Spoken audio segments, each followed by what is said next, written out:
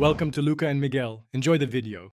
You start by confirming which Visual Studio edition and license you use, then export settings and list key extensions so nothing is lost.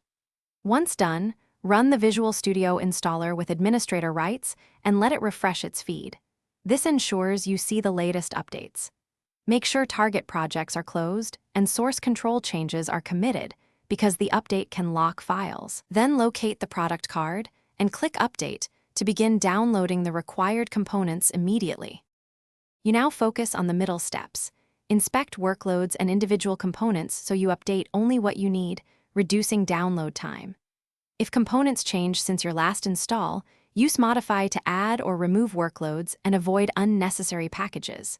If the installer reports conflicts, choose Repair for corrupted components before proceeding. For slow or restricted networks, create an offline layout with the layout option and transfer it. Otherwise, monitor download progress, pause if needed, and you finish by restarting Visual Studio and checking help. About to verify the updated version and installed components. This confirms the update applied.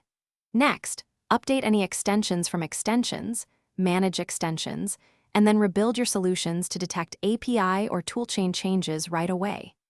If something breaks, run the Visual Studio installer repair, review installer logs in the temporary folder, and revert settings from your export if necessary. This single troubleshooting tip often restores a working environment quickly and safely.